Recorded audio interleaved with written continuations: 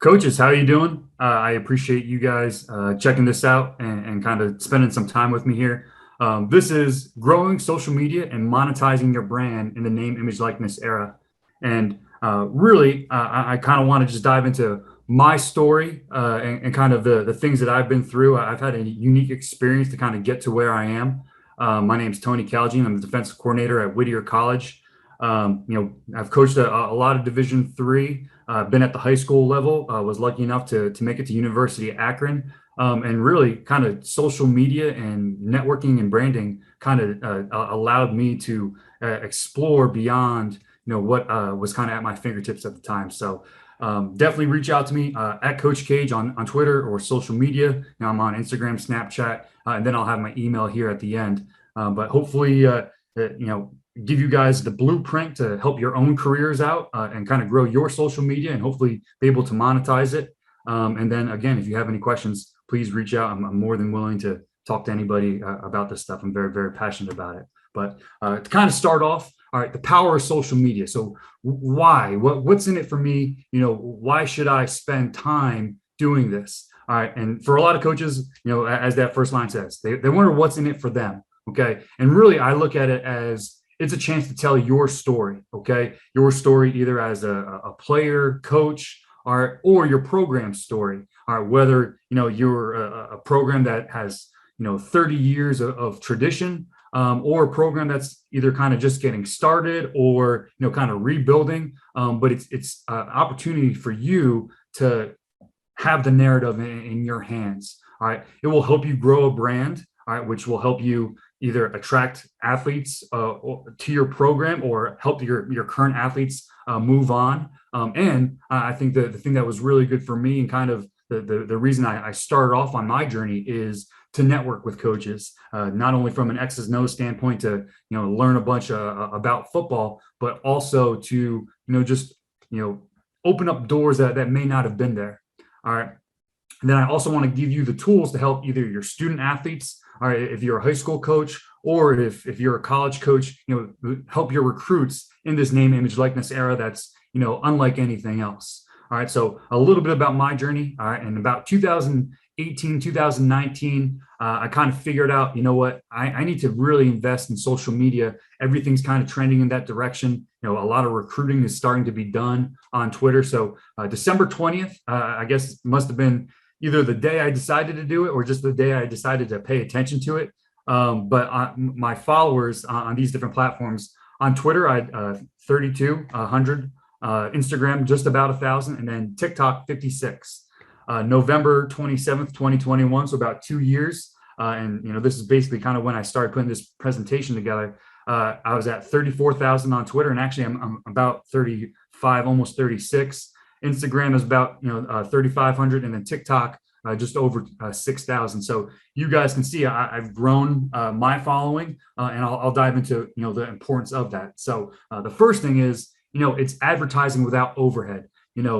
I watched Mad Men. You even see today. You're driving on the highway. People are paying thousands of dollars for those billboards. They're the bumper stickers.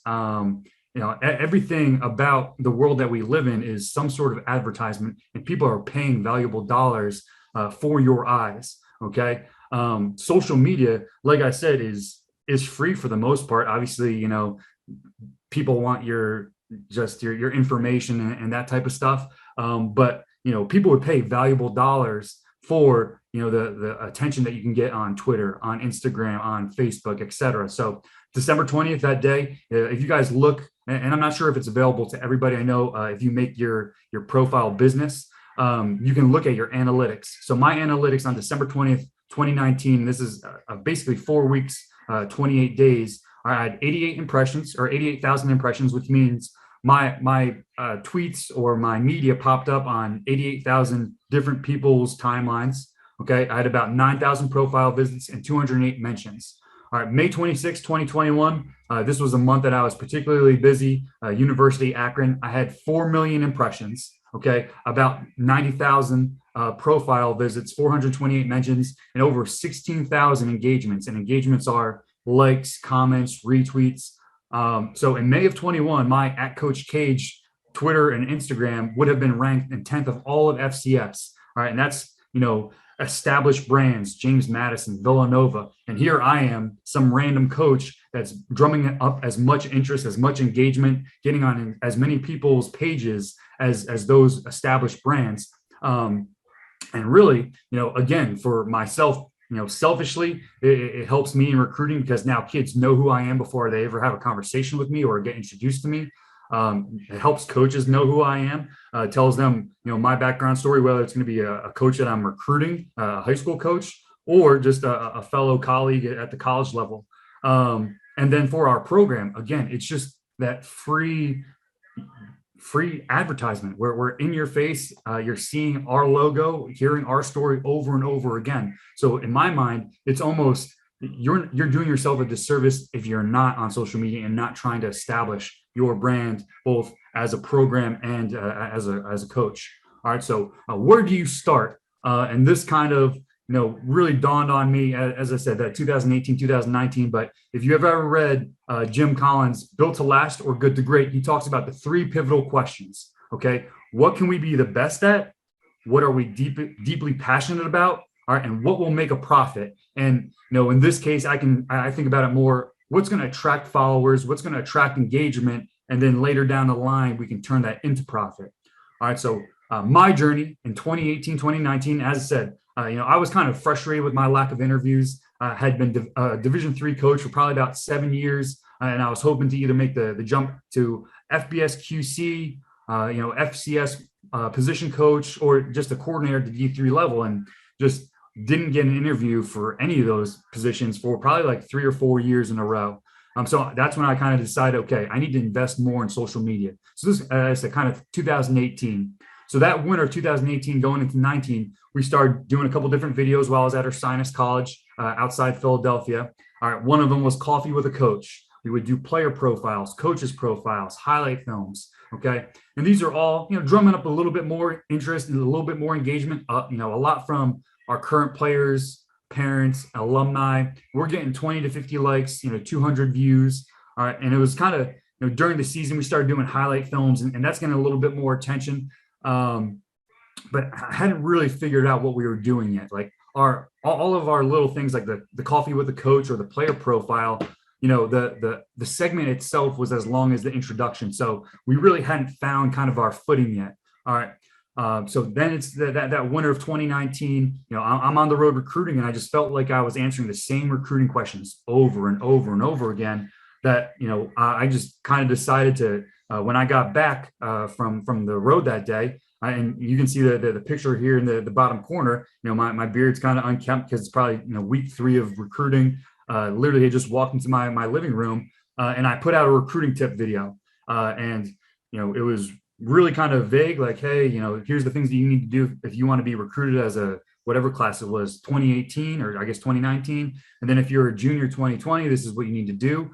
And that video on Twitter got 2,000 views and 200 likes. So it blew everything else that we had done out of the water. All right, you can see the screen grab here, about 780 views. I think it was like 310 likes or something like that. But it was just, it was so much more, it got so much more exposure than anything else that we had done that it made me realize, okay, there's an opening in this market for recruiting tips, for someone who's going to help people along with this process, because this is something that I go through every single year with with recruiting, especially at the Division III level, where it's not as cut and dry as here's a full scholarship. There's a lot of financial aid, and how do you get exposure? How do kids get on your board and all that stuff? And it's information that all of us coaches had, but I guess I was the first one either that was open to it or just like vulnerable enough to put myself out there. So I think this clip might play. I wanted to hop on here and give some recruiting tips and advice for all you young bucks, especially juniors and sophomores. If you have any specific questions or comments, be sure to DM me, tweet at me, just ask. And all right, so I'm not going to show you guys the whole thing, just because it's 5 minutes of just kind of drowning on about recruiting. But again, it's very, very low budget. I didn't put a whole lot of thought into it, or just didn't prepare a whole lot. Just I put it out there with content that was kind of worthy of people paying attention to it. All right, so that kind of brings me to my kind of pivotal questions. All right, what can I be the best at? What can we be the best at? Well, like I said, I knew a lot about the recruiting process. I was willing to put myself out there. I saw the availability in the market where not a lot of other people were doing it at the time. What are we deeply passionate about? Well, I'm passionate about growing relationships with recruits, and I do. Like I'll talk to my players and my recruits about, I want to help them find their fit, regardless of whether it's my school or not. So it was something that I was kind of doing anyway. All right, but I was doing it on a one-on-one instructional. I'm talking to this kid personally. When if I could put it out there on social media and help two kids, that's just going to be a better use of my time. All right. And then again, what will make profit? All right. And again, in this case, attract followers, engagement. All right. I think one, I could gain a following because of the recruiting tips and kids wanting to know, what's on the other end of the process for them. But then the attention could have a positive impact on our program, my career. So I think it was kind of a no-brainer to kind of go in this direction, as I said, with my pivotal question. So, for me, it was recruiting advice. It was information about the process. It was my perspective and everything else that I could come up with in that. All right. So I started tweeting out a bunch of recruiting tips. I started I created a recruiting blog on Tumblr, and I started making some recruiting tip videos. So this was kind of just, the tip of the iceberg as I got started. You guys can see at the bottom right there, Coach Cage's tips for getting exposure. So what I was doing was, making a TikTok video, or I was coming up with the concept, making a TikTok video, taking that same TikTok video, putting that information on Twitter, then coming up with comics here, which, I just used a Bitmoji and Photoshop and just wrote the same information and put that on Instagram. All right. So I was just really kind of, recycling and reusing the same content, same information, but just putting it over, just all over the place and doing as much as I possibly could. All right.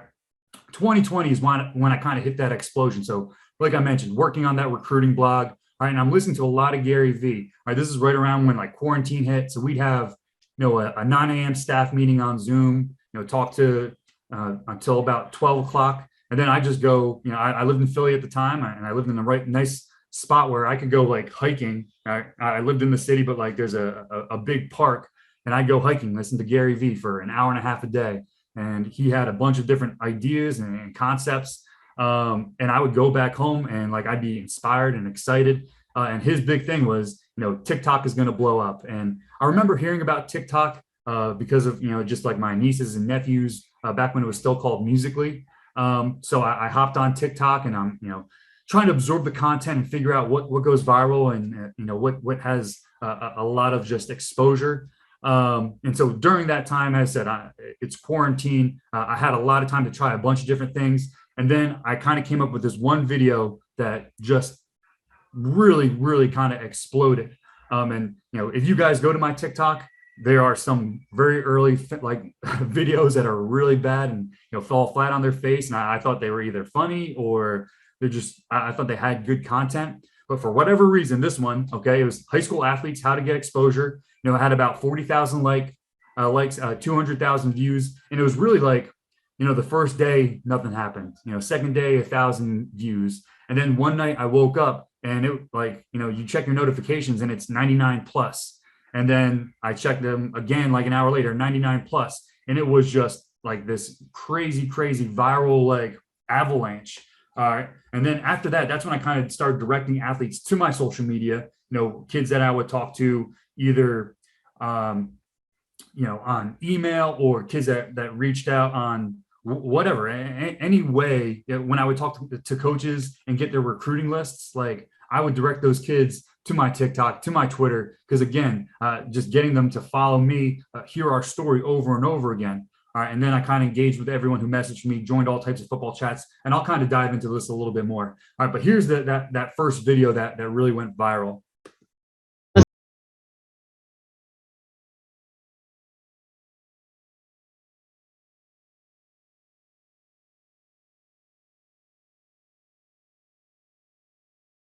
All right. And I think, a couple of things about this video. One, it's really easy to follow. The content is just kind of there. It kind of frames it high school athletes looking to be recruited.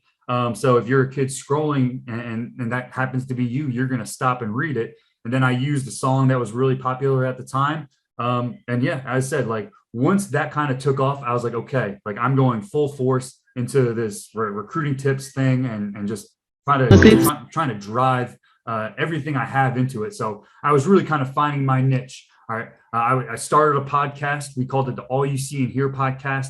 And it was really, really good. Had a lot of valuable content on that. But the thing that I found was recruits weren't listening to podcasts. They're not on, Apple podcasts or Spotify podcasts. Like they're listening to music and stuff like that. They're not sitting down for 25 minutes or an hour doing that. So we kind of pivoted to IGTV, and we run like a live television show every Thursday where we talk about different recruiting tips. We'd answer recruiting questions and stuff like that. And as I said, I would go on to NCSA, and as I was, talking to kids about, hey, fill out our questionnaire, learn a little bit about our program. Here's the different things that we offer. Here's the shameless plug. All right, follow me on Twitter, follow me on Instagram to stay up to date with all our different happenings and invites and all that stuff. So as I said, I really started to direct athletes to my social media, making it just really like intentional that I am going to grow my followership. All right, as I said, I engaged with everyone who messaged me. So it was like, and I mean, it's mid quarantine, so you're not doing anything. But if I got 100 messages in a day, I responded every single one. All right, all the high school kids that were looking to be recruited, and I'm at Division III, so I'm allowed to talk to, both seniors, juniors, sophomores, freshmen. All right, and then any coaches that I like that followed up with me really spent as much time as I could answering any of their questions and stuff like that. And there were some really tedious long days, but it only forced those people to engage with me even more when I started tweeting out different information and stuff like that. And then I joined all types of football chats. At the time there was the linebacker chat. There's still the O-line hog chat. And I would hop on, just talk to like-minded people. Again, they follow me. Now they're retweeting something that I posted, and now it's going to other people who are interested in football and following those coaches or those people who have those interests. So as quarantine's kind of finishing up and life is going back to normal, I'm realizing that like I am kind of spreading myself too thin. All right, so now is when I'm really okay. I need to focus on the plan and figure out what I'm really going to kind of dive into. All right, so really what I've done since is Twitter recruiting tips, all right, and then TikTok recruiting videos. All right, and the Twitter following really helped bring legitimacy to my name. Okay, and like I mentioned before, like it helped me get that job at Akron because Coach Hurd was looking for somebody who had special teams, like a special teams background. I'd been the special teams coordinator. Okay, and everyone that I'm sure applied for that job had that title that on their resume. But the difference was at the time I had 12,000 followers, and he could recognize just from my Twitter presence that I was good at recruiting. And recruiting at the FBS level is your lifeblood. I mean, it is at every level, but it's not. It's so much more analyzed at that level. So that helped me get my foot in the door at Akron, helped me have those conversations with Coach Hurd, and allowed me to go there. All right. And then my subsequent job at Whittier as the defensive coordinator, I was able to connect with Coach Neal over social media, followed me because of the following that I had and some of the information that I was putting out there. And I think part of the reason I was brought into Whittier is because of the things I know about the recruiting process and the hope that I can help, build the program through recruiting. So again, like just spending that time on Twitter really helped me. All right. And then since then, I've received offers to sponsor products, review different places, restaurants, whatever, and then paid to endorse different things. So my experience has been really awesome. But from that, I've kind of created a strategy for you guys to use that's a little bit more broad, a little bit more general. But as I said, hopefully you guys can have the same outcomes that I have. All right, so the 6 specific steps for growing and branding, okay? So the first thing you got to do is bring value to the market.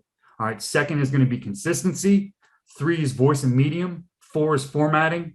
5 is authenticity. All right, and then 6 is getting your hands dirty. And I'll dive deeper into each one of these right now. So, all right, bringing your value to the market. So when name, image, likeness first kind of came around, and I like to use this kind of as just I think it really shows what's actually going on out there. Okay, so this came out, okay, and everybody's, man, like, it's going to ruin college football. All these kids are going to get paid so much money, like it's no longer amateurism. Well, the thing that people don't realize is you still have to bring some sort of value to the market. Okay, yeah, sure, the Justin Fields of the world, they're going to get a lot of money or whatever, because they're the face of college football, they're the face of Ohio State. But the third string linebacker at Ohio State isn't going to get an endorsement deal just because he's associated with that program. Okay, and the same thing goes for coaches or just anyone who's looking to try to build a following on social media. You need to have some sort of value to the market. Okay, so you are telling your story. All right, as I said, the great thing about social media. All right, but the ironic thing is it's not about you. Okay, it's about your audience. It's about the information that you can provide to your audience. Okay, what makes you special? What do you know that people want to know? Okay, and what can you give them? All right, for me, as I said, it was recruiting. For a lot of other coaches, it might be professional development advice. All right, talk about either their story or be able to connect people with other people. A lot of coaches out there already are big on the X's and O's, whether it's breaking down Power Five or NFL film, or just kind of sharing their RPO system or something like that. All right, for a player, it could be telling their recruitment story, a day in the life, or any other niche interest that they have. And really, the things that kind of go viral are niche and cliche, or I guess not cliche, but niche. So one of the things I've talked to one of our guys about, he's very into engines and building cars and stuff. And I'm like, what you should do is make TikTok videos about changing your oil or changing your spark plugs, things that people need to know. All right, but especially a kid who's 17, 18, who's scrolling on TikTok, who's looking at Instagram, they might not know, and they're not going to go to YouTube and watch a 25-minute video by a guy who's in his 50s doing it, when they could find it for a minute and 30 seconds on TikTok. So again, like, kind of finding what interests you, all right, your passions, when we talked about those three pivotal questions, all right, and now getting that information out to your audience. All right, like I kind of hit on before, no one is going to invest in you because you're associated with so-and-so program. Okay, you have to bring value to the market. All right, and some advice kind of just going off of that. All right, people always want to know what's in it for them. All right, so put yourself in the shoes of your audience. All right, why do people follow meme accounts? All right, because they're funny. All right, you're trying to laugh, you're trying to get away from the stresses of your day. All right, why do they follow fitness accounts? All right, for inspirations, for workout. Why do they follow food accounts? For ideas to make for food, or to go out to eat or something like that. All right, you aren't the Kardashians. People aren't interested in just knowing what's going on in your life, so don't assume so. Okay, if that's part of the way you're going to get your content across, great. But I'm telling you, no one's just going to stop in to see what Tony Caljean's eating on a Thursday afternoon. Okay. Another thing that you kind of hear in sales, and I really do believe it's true, are people don't remember what you said; they remember how you made them feel. Okay, so if there's a way that you want to give out your content, or just a voice that you want to use, whether it's funny or sarcastic or whatever, keep in mind that people won't remember necessarily the exact words that you said, but they'll remember whether you made them laugh, whether they got a good feeling from that encounter or from your content. All right, and I'm a big believer that stories last longer than stats. I tell coaches this all the time in recruiting. Don't go into the school and say, hey, especially a place like Whittier, we're a small school, we're a 12-to-1 student faculty ratio, 1,600 students. That doesn't really tell a kid anything. Okay, what I want to go in and talk to them about is like, hey, our school is the type of school where your professor is going to invite you over for dinner. You're going to have a personal relationship with your academic advisor. And when you tell them a story about a kid who's had that experience, again, it leaves them with that warm and fuzzy feeling. All right, they're going to just remember that a little bit more than the stats. All right, and then kind of touched on this before, niche markets have more loyalty. All right, and remember, and I'm definitely guilty of this, because I go on Yelp, I'll go onto Google reviews, but people make decisions based on recommendations. Okay, so be that recommendation, be that point person that they're going to go to hear about the air raid clinic or the glazier clinic, or whatever it is for you. But again, those niche markets have those more loyalty. All right, consistency. All right. I value consistency over perfection. And if any of you have ever listened to Gary Vee, this is definitely something that he preaches over and over again. But people spend too much time trying to perfect it, and then they never post it. We're so concerned about what we look like on social media. We're afraid that people are going to make fun of us or whatever. But in order to be successful, you have to be willing to fail, and you have to be vulnerable. So I would rather have 10 posts out there that end up getting 200 likes each than getting one post with 1,000 likes, because again, my face is going to just keep on popping up. People are going to keep remembering me, and each time it's going to cause more and more engagement. So don't wait to have it perfect. Post it, and your content will get better as you learn. You're going to make some mistakes, and that's fine. All right. With that, make mistakes. All right. You may want to delete it. All right. If it's not getting likes, give it time. Like I said, my biggest post, the thing that's drummed up the most exposure and engagement for me, like didn't do anything the first 2 days, and then it absolutely blew up. And I'll still do this. Like I'll tweet something. If it doesn't have 50 likes in the first 10 minutes, I want to delete it. But then you let it sit there. The timing of tweets, who sees it, who retweets it, can just again turn that into just that avalanche, and that kind of the old snowball rolling down the hill effect. Okay, so be the brand that they see over and over and over again. Okay, people buy what they are comfortable with and what they recognize. I use this example before, but if you're in, you stop at a gas station, you're looking to grab a drink, all right, and you have Coca-Cola or some like strange craft soda, like you're going to buy the Coke because you know what to expect. All right, you're familiar with it, you've heard about it before. It's really kind of it takes a different person to go after that unknown craft soda, because you're not sure what to expect. So again, be that one that constantly pops up on their timeline, that they hear your message over and over again. All right, and then keep in mind the algorithm. The more times that you post, the more times that people like it, the more times you're more likely to pop up. All right. At this point, I get coaches, recruits, players that follow me because either I've been retweeted, I get liked by people who are, who they're following, or like I pop up on people you may want to follow, just because, like, again, it's just that avalanche where it's just gonna it takes on a life of its own. So again, know that the Twitter algorithm, the Instagram algorithm, the TikTok algorithm is made so if you put out good content, your stuff will pop up into more people's faces. All right. Next thing, all right, finding your voice and your medium. Okay. And these are both hugely important in my mind. Okay. Like I mentioned before, you have to find your voice, whether that's going to be funny, inspirational, ironic, angry. Okay. We all can think about great actors or, musicians who've tried to cross over to do something different. And everyone's like, no, like go back to the thing that we know. All right. So once you kind of find your voice, all right, whether it be in videos or a podcast, or again, just like something on Twitter, like the type of tweets that you write, all right, dive into that. And I think if you stick to kind of who you really are, all right, it won't be hard to continue to just kind of talk in that voice. All right. Again, medium matters. All right. So in my experience, this is specific kind of towards recruiting and the recruiting tips, but Twitter, all right, is kind of like LinkedIn for recruits. That's where they're on there. They're super professional for the most part. All right. They have like, their high school, their GPA, their contact information, all that stuff. All right. For that age group, Instagram is less thinking. They don't want to connect with coaches on Instagram.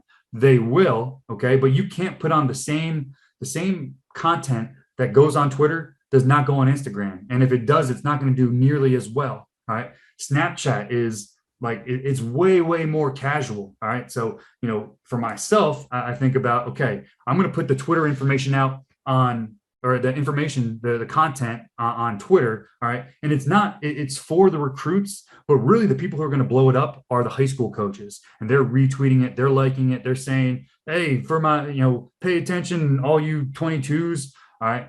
Instagram is kind of a little bit more about, it's visually appealing. It's showing off our school, our pool, our weight room, our locker room, all that stuff. Snapchat is kind of behind the scenes type stuff where, it's the coaches joking around. We'll have our players take like a Snapchat takeover or whatever, and show how it is in the locker rooms. All right. And then TikTok is very, very broad. All right. Like I tried to make videos specifically for football players, but the videos that I made that have done really, really well are the ones that are high school athletes or, high school students. All right. Because it's such a viral machine, you're not going to be able to pick out the certain people. You just have to make that content able for everyone to kind of be accessible to everyone. Okay. So again, your medium is very, very important. Where is your audience? Okay. And what do you like using? Again, for coaches, if you're someone that's trying to connect with, other coaches, maybe Facebook's the best thing. Twitter's probably the best thing, but Instagram and TikTok and Snapchat might not do anything for you. All right. So you really have to kind of dive into, understanding, one, what you're going to talk about, and two, who you're trying to reach. All right. And I think that's very, very important. All right. Formatting. All right. Next really, really big thing. All right. The look of your content matters. All right. And first, I'll kind of talk about timing is important. And this is stuff that you can find on Google or any of the different social media. If you look deeper into their analytics, they'll tell you like there's a best time for posting on each day. And there's certain days that are horrible for posting. So, myself knowing, Twitter and kind of having figured it out, the best posts I've ever had were when I was at University Akron and I was waking up at 6 a.m. and I typed something out, or I'd save something from, the night before and I tweet it at 6 a.m.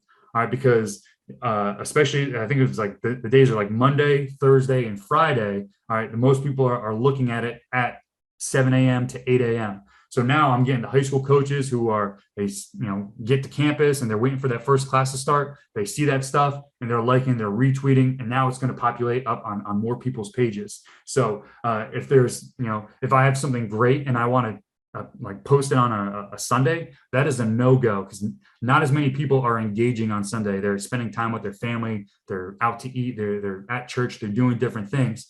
So again, timing is hugely, hugely important. And I would tell you, if you have something that you need to post, save it for one of those times and send it right before, the rush hour of, social media traffic.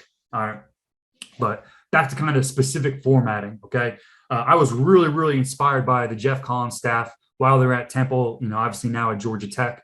As I said, I was at Ursinus really I wanted to dive into the social media game. And what I noticed from everything that they were tweeting, there was lots of line breaks. They used emojis, okay, but not in like a ridiculous way. And there was a very, very clean look.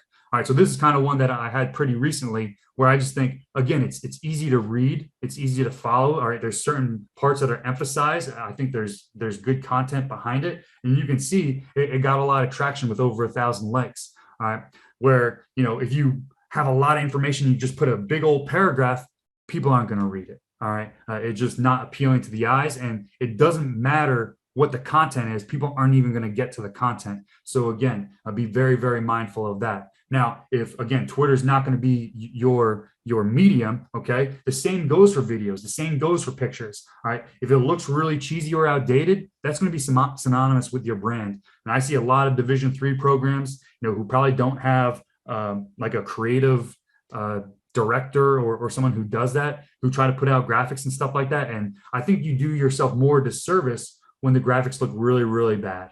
Okay. Because again, that's going to be synonymous with your brand. It doesn't matter if you have a brand new weight room and locker room and it looks amazing. Right? People who, they got to drive an hour to go see you, they're going to see your social media and kind of assume the worst of the rest of campus. All right. They make circle lights nowadays. So, your videos don't have to look so kind of like dark and like you don't have to have professional lighting. Okay. I actually went out myself and bought a new iPhone 13 because I was doing a lot of my TikTok videos on an iPhone 6 and the video quality was so poor. And I just looked grainy and it looked, again, just unprofessional. So get high quality videos and pictures. You don't need to spend $1,000 on a camera because you have that camera on your phone. All right. And then, there are plenty of things, not just Photoshop, to be able to create graphics and stuff like that. There's free things out there. But again, make sure that you are very, very proud of the stuff that you put out there, because that, again, is going to be synonymous with your brand, your program, and yourself. All right. Authenticity. And I think this is hugely, hugely important. Obviously, you have to do all those other things first to start to grow your brand. Okay.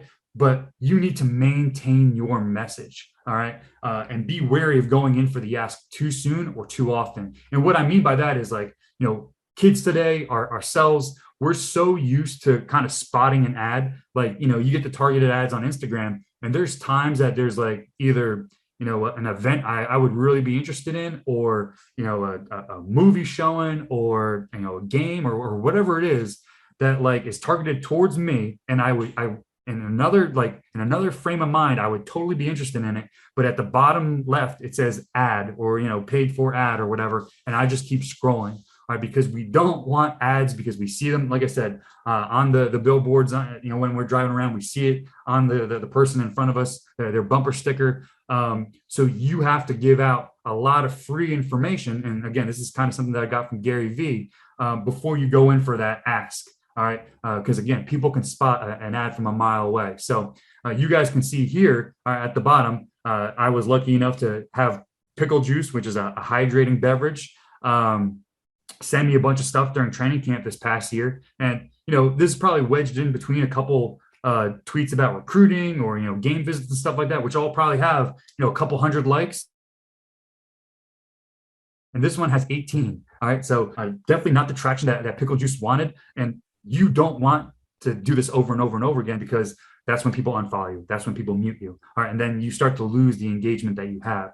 So again, try to give as much free content away as possible. And then when you can, try to capitalize on, the rapport that you've built with your subscribers and the people that follow you. All right. And then big thing, I kind of touched on this during my journey, but getting your hands dirty. Okay. Outreach, feedback. All right. Like I said, I message every single recruit who DM me. Now at this point, I got 35,000 followers. It's really, really difficult. I try to engage every high school coach that reaches out to me. And even that is very, very difficult, just because, there's a backlog of probably thousands of messages at this point. But in those early days, it's going to mean a lot, as said, because one, those people are going to engage with you more. They're going to engage with your posts. But two, and we'll kind of talk about this in a little bit, they're going to be the people that kind of push your brand forward. They're going to be your flag bearers. They're going to help you go from the social phenomena of the tipping point. Okay. Join a discussion and find like-minded people. Like I said, those football chats were really, really good. I was able to connect with Tony Schiffman, who ran the Hog podcast, the Hog chats, and now he had 30,000 followers at the time. He's retweeting my stuff to a bunch of other people who have never found me if I didn't make that connection. So again, you'd be surprised who you kind of make a connection and kind of just build that relationship with through just that kind of outreach and that discussion-based conversation. All right. Collaboration. All right. And this is kind of, you might need to be a little bit more established to get to this point, but cross-pollinating with other people. And you guys can see that bottom one, not even like a hugely popular tweet, but it was retweeted by Nick Rolovich, who at the time was Washington State's head coach. Well, during COVID, when, Marco and myself are kind of going viral, we were able to connect. We talked about, recruits. We talked about just the craziness of TikTok and stuff like that. And obviously, as he went to Washington State, he retweeted me. Now Nick Rolovich is retweeting me. And that day I got a bunch of followers from Washington State. So again, kind of cross-pollinating with other people, whether it's retweets, quotes, all right, or just creating content together, which I think is really, really powerful, all right, is going to help you get a lot more followers and get a lot more just drum up a lot more interest. All right. And then kind of something that I think a lot of people are guilty of when they really kind of start off on this path, like asking for retweets, asking for the post or, the repost or something like that, because you're going to turn people off. So rather than being like, hey, coach, can I get a retweet? Not only is that coach probably not going to retweet you, but he's probably going to start to ignore your content or even you yourself, but make your content good enough that people feel compelled to retweet it. All right. Because that's just a way more organic way to grow it. All right. And then, like I said, the social phenomena of the tipping point. All right. So Malcolm Gladwell wrote an entire book about it, which is really an amazing book. Simon Sinek talks about it a bunch. All right. But in order to achieve mass market success, you must cross the quote unquote chasm. And this is in everything from, business to politics to whatever. So, here's your bell curve. Okay. You have the top 2.5% are innovators. Okay. That's going to be you creating your content. All right. Then you have the early adopters. Like I said, these are going to be the people who are retweeting your content, who are, commenting on it, who are, as I said, just kind of carrying your flag farther than you can carry it and sending it to more people than you can possibly reach. So as I said, in those early days, I had the probably 20 to 40 high school coaches that loved all of my content. They messaged me personally, be like, "Hey, coach, great stuff. I love what you're doing." And I would respond to them, and I recruit their players and built a relationship with those people. And as I said, they're retweeting it to the 2,000 followers that they have, but then those followers are retweeting it to the next 1,000 people. And again, that's kind of how I built my following, in that organic grassroots type way. So again, engage those early adopters because they are going to be the people, and they're going to be the reason that you get the 20,000 to 30,000 and reach that majority. All right. Now, like I said, people follow me because of the algorithm, because I pop up. I've had a couple coaches, the Bucknell offensive coordinator reached out. He's like, "Hey man, you do a great job.